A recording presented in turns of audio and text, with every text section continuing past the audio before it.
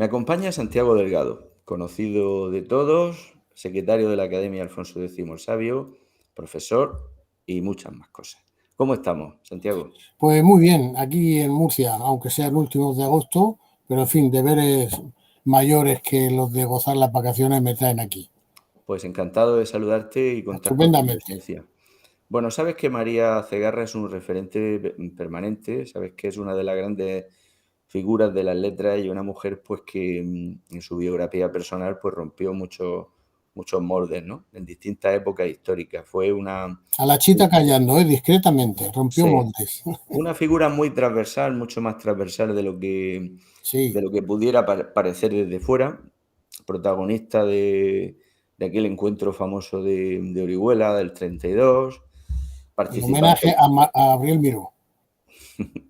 participante en la Universidad Popular, también con Carmen Conde, y luego después concejal en la época de Franco, una persona muy solidaria, muy volcada en los demás, de un humanismo cristiano, volcada en la recuperación de la figura de su hermano, malogrado y joven promesa de las letras de la región.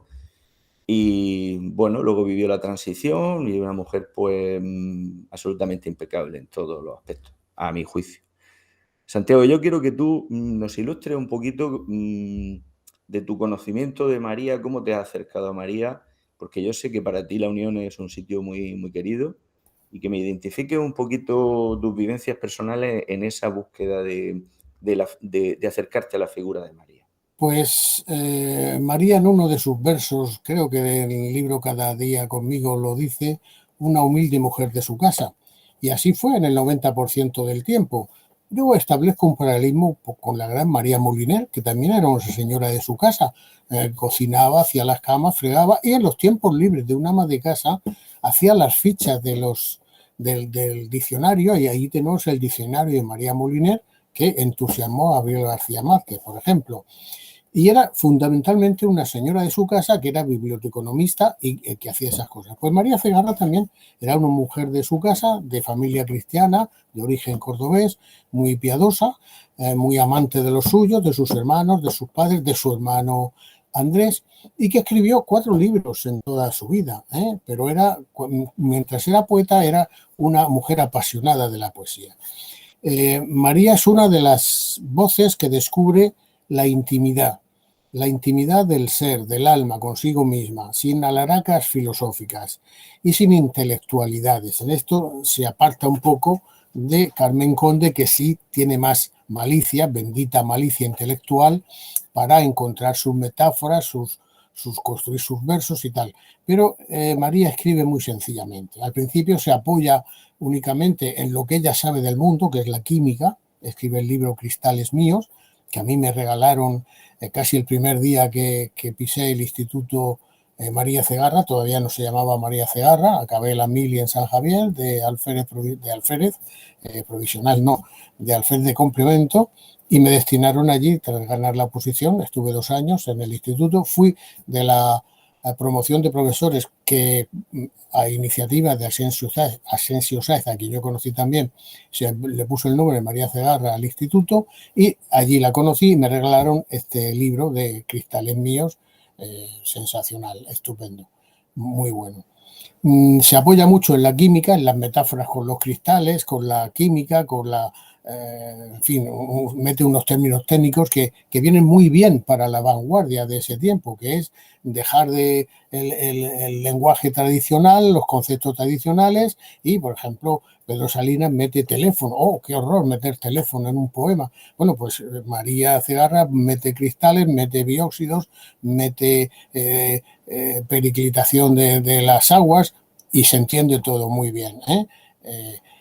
Pero ya después va dejando de necesitar estas metáforas científicas, que son las que le han dado a ella la vida profesional, y se va hacia su alma. Ahí está Cada día conmigo, y pues el último libro ya dedicado a su hermana, que es casi místico. Es decir, hay una decantación, una profundización de lo externo, de lo que ella sabe, hacia lo que ella siente. Son 4 libros nada más. No creo no equivocarme, no creo que no son 5 o 4. Y también pinta, también pinta. Asensio Sáez aprende a pintar en su casa, allí en las acuarelas, y y tal y cual. Una mujer sencilla del sureste, como se define a sí misma. Y así la querían en la Unión, así la querían en la Unión. De un carácter muy piadoso, cristianamente entendido, y querida por María. Con decir María decías y dices, no sé si aún ya, supongo que las cosas pasan. Decir María en la Unión, cuando yo estaba allí todavía en el 81, era decir María Cegarra, calle Bailén, a la bajada, a la derecha, allí la Casa de la Escalera, donde recibió y hospedó a Miguel Hernández durante 3 días, y María era una institución. Pero una institución, sí, sabían que era poeta, una institución humana. María y su familia, un administrativo de las minas de origen cordobés y 4 hermanos. El mayor escritor es el que trae la literatura a la casa y es el que le enseña a escribir. Andrés, por una enfermedad degenerativa, escribe un cuento maravilloso, Gaviota, y ya no puede escribir por su condición de desgaste y le pide a María que vaya al dictado anotando lo que él dice. Y así está, no sé el tiempo, 2 años o 3. Pero ya de esta costumbre de escribir de María empieza a no oír la voz de su hermano que tan tocanta en sus poemas, porque es la voz que él va dictando verso a verso, renglón a renglón, porque era más prosista que poeta, y que luego analoga y confunde, creo que sin darse ya cuenta, en alguno de los últimos poemas con la voz de Miguel Hernández. A todas las demás mujeres le encantaron los ojos de Miguel Hernández, que si verdes, que son azules, disputan entre ellas diversas mujeres escritoras muy importantes, pero lo que se queda de Miguel Hernández en María Cegarra es la voz, la voz. La voz de Miguel Hernández todavía no ha conocido el mundo, pero sí conoce todos los clásicos españoles y los canta y los recita y los trae a colación estupendamente. Santiago, perdona Sí. que te interrumpa. Vamos a ver, ¿cómo imaginas, y por favor, si puedes datar esos 3 días de Miguel, cómo Miguel consigue finalmente poder pasar un tiempo allí en su casa, en una familia tan tradicional? Conquistó seguramente a los padres también, Sí, y a los Pepita padres, y a todo el la familia entorno. era tradicional, pero liberal, o sea, muy piadosa, pero tenía un punto de liberal. Si no, ¿cómo había estudiado María Cegarra químicas en Cartagena?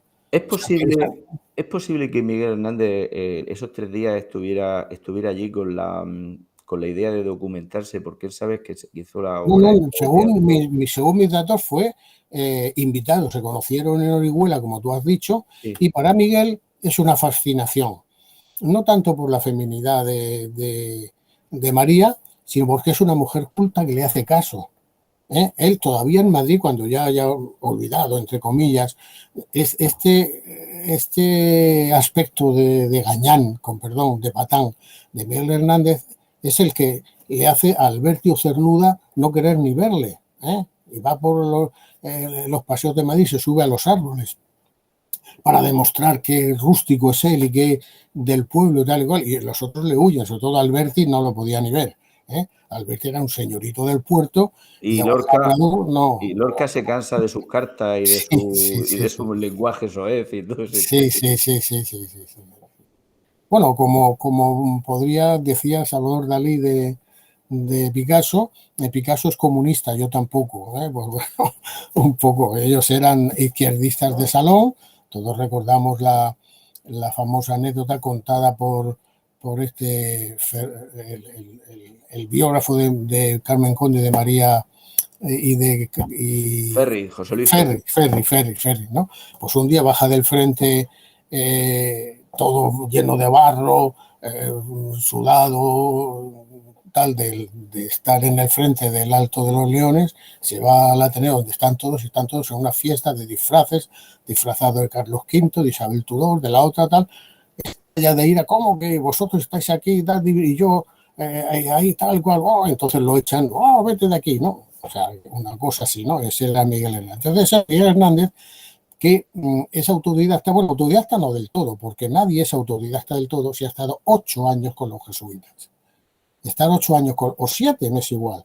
Con los Marca, jesuitas, eso marca. marca, o sea, no es un paleto intelectualmente hablando. Lo que Pero pasa es que él se agarra a ese artículo que lo hace famoso, ese mito del poeta Cabrero, sí, del poeta del pueblo, del poeta de los nuevos tiempos. Él sí. se agarra a eso y lo suyo, que fracasa editorialmente, porque sus libros no se venden, fracasa editorialmente, lo que busca es que esos burguesitos lo acojan, que alguien lo Sí, acoja, que sí, alguien le eche una exactamente. mano, Muy que lo humano, enchufe, muy que lo humano. enchufen en Bueno, la pues corte. María, que sí, también es una mujer culta, aparte de su carrera, ha leído, pues, sobre todo por la biblioteca de su hermano, le hace caso, le hace caso. Entonces Miguel, pues, no digo se enamora, pero sí sufre un enamoriscamiento de María. María no. María sabe, tiene unas normas vitales, es 10 años mayor que él, su casa es burguesa, en fin, también piensa en el fondo que es un labrador de Orihuela, ¿no? Y, en fin, pero le gusta, ¿no? O sea, tienen unos puntos de concomitancia que no pueden pasar a ser más, pero que en Miguel Hernández sí que, por él sí que hubieran pasado a más.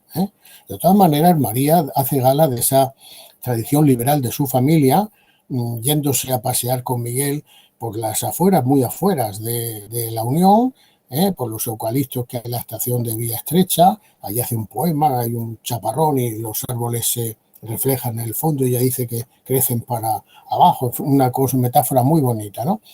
Y yo he detectado 7 u 8 poemas en cristales míos que debieron ser hechos con la imprenta ya imprimiendo el libro, en los que está Miguel Hernández claramente allí señalado. Sobre hecho, he hecho una pequeñita obra de teatro, una escena, el que se representó en el Museo de Bellas Artes de Murcia hace poco y que fue muy aplaudida. Entonces, todo montado sobre esos 8 poemas que María dedica a Miguel Hernández. Y son los poemas en los que María Cegarra ya empieza a desprenderse de la muleta, de la química y de la cristalografía y de la mineralogía, en fin, se entiende lo que quiero decir, para estar expresando su alma. Este hombre me gusta, este hombre es sincero, es una buena persona, pero yo no lo puedo querer. Yo tengo más 10 años más que él, yo soy señorita de tal y cual, pero me lo paso muy bien con él. Los 3 días acaban, María le da un nardo a Miguel y Miguel, cuando llega a Madrid, el nardo se ha marchitado, no debe haberse marchitado nunca, tal, y le sigue escribiendo, no vengas María, esto es muy desastroso, aquí son muy malos, no, tu pureza del corazón no la rompas nunca, cásate con el mejor hombre que veas allí, tal y cual, le dicen las cartas, eso lo utilizo yo en las obritas de teatro y perdón por la autocita. Y después María y Miguel se olvida. A María le sorprenden las portadas de ABC con el Miguel Hernández comunista. Si yo sabía que tal igual, pero claro, María Cegarra, como tú has dicho, fue concejal en tiempos de Franco, lo Sí, pasó pero mal. lo que 3 meses antes no tenía ninguna importancia, que seguramente entre ellos ni hablaban de nada, porque Carmen Condé y Antonio Oliver no tenían militancia política ninguna, pero se tuvieron que definir.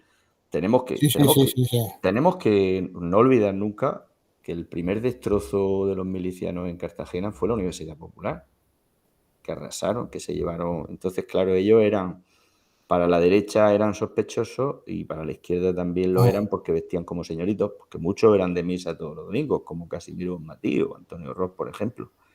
Mm, Y entonces, claro, ellos se tuvieron que definir, montaron una Eso es plataforma. una revolución desorientada. Una Claro, tuvieron que montar revolución allí que ve, una que no, no, plataforma para sí. protegerse, que era la Asociación de Amigos de la Unión Soviética, que no era nada, pero tuvieron que montar ese lío. Pero claro, ese lío luego después de la guerra pesó también en contra de ellos, ¿no? Y los intelectuales siempre, digo, sois sospechosos siempre los intelectuales de todo, ¿no? Y sí, pues claro, la dan por todos sitios en esta España tan polarizada por todos lados. Y Santiago, por último, te quería preguntar una cosa. ¿Cómo te imaginas tú en el día a día a María Cegarra? En el entorno de su casa, en su casa de aquí, en su casa que llamó Cristales Míos, que existe todavía en Cabo de Palos, en la subida al Sí. Faro. ¿Cómo te la imaginas tú ahí en ese día a día? Pues el día a día, un poco ya te he respondido a esa pregunta. El día a día es el de una mujer que no reniega de su condición de mujer tradicional. Poner el desayuno a los demás, hacer la cama, limpiar el polvo, ir a la compra si hay que comprar algo, Y siempre hay una media hora, tres cuartos, en el que tiene unas cuartillas, delicioso tiempo aquel en que se escribía en cuartillas. Yo cuando fui a verla y a entrevistarla para La Verdad, estaban allí aquellas cuartillas, por supuesto acompañadas de una caligrafía de monja maravillosa y algunos cuadros por allí, acuarelas a medio terminar. Entonces eso, en ese tres cuartos de hora, media hora, que no siempre, pero muchos días sí se dan en la mañana en María Cegarra, o en la hora de la pasada la siesta y todavía no ha venido el paseo también, pues perfeccionando su poema, iniciando otro nuevo, o releyendo lo que ya ha leído por si está mal, o leyendo otras cosas, que era una gran lectora por la biblioteca de su hermano Andrés. Así que me la imagino como a María Moliner, una mujer ocupada el 90% del tiempo en las labores propias de su sexo, y lo digo con conocimiento de la mala prensa que tiene esta frase, pero la uso porque alude perfectamente a lo que estoy queriendo decir, ¿eh? Y ya digo, en el tiempo libre, en el tiempo que escasamente extenso que le dejaban sus labores de hogar, pues escribía, leía y pintaba. Y escribía, leía y pintaba con con un sentimiento, con un arte de artista, y vale perfectamente a la redundancia, exquisito, sabiendo bucear en su alma, sabiendo encontrar el lado más lírico de lo que está pintando, y recibiendo por allí de vez en cuando a un jovencito llamado Asensio Sáez, que aprendía a escribir y a pintar con ella. Bueno, yo creo que no se puede describir mejor una cosa, y también hay que pensar en María Ceguerra como esa señora que se presentaba ahí a las 6 de la mañana en el bar minero cuando estaban allí los mineros a punto de bajar a la mina, y que la respetaban absolutamente. Cuando entraban se producía siempre un silencio respetuoso, y que cogía sus 600 en los años 60 también y se iba allí a trabajar a la escuela, tal, en fin, una señora pues Pues yo que... me he referido a la María Cegarra jubilada. Por supuesto que la María jubilada activa, pues también el domingo de resurrección, con su palma en la mano en la procesión, con Asensio Sáez delante, en los tiempos de la sección femenina, intercediendo por algunos republicanos que no la habían tratado bien en el tiempo de la guerra. O sea que obras de caridad barra solidaridad hizo muchas. Luego en el verano, pues allí tenemos el famoso poema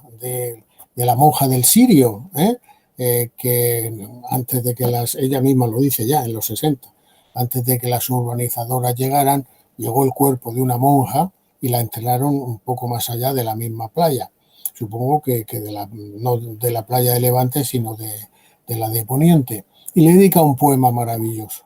Son las dos almas, las de la monja del Sirio, cuyo cuerpo llegó flotando allí por la amplitud de sus ropas, y la misma María Cegarra. Es un poema maravilloso, perfecto. Yo tengo, y perdón por la autocita, un comentario hecho a todos y cada uno de los poemas de María Cegarra de los 4 libros. A mano, copiado el texto del poema a mano y el comentario a mano. Un comentario no técnico, no literario, sino humano, de lo que María quería decir. Y entonces esa monja del Sirio, pues creo que refleja los veranos en Cabo de Palos, que también fueron rememorados muy estupendamente por Asensio Sáez, porque allí veraneaba también Gabriel Miró.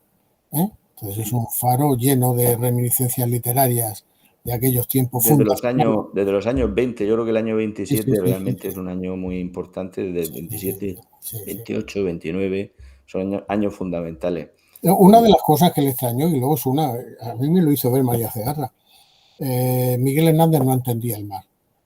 Era de huerta, era de campo, o de campo huerta, como Vicente Medina, pero no entendió el mar, a pesar de que el verde de sus ojos o el azul era marino, pero él no entendía el mar.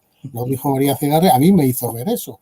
Y luego en alguna, no sé cómo llamarle, simposio, reunión, le hice ver a todos la ausencia del mar en Miguel Hernández. Ah, es verdad, es verdad. Pues ya lo vio en su persona, no en su obra, eh, María Cegarra. Pues Santiago, muchísimas gracias. Un A ti, honor tenerte con nosotros en Onda Regional y encantado. Muchísimas gracias. hasta siempre.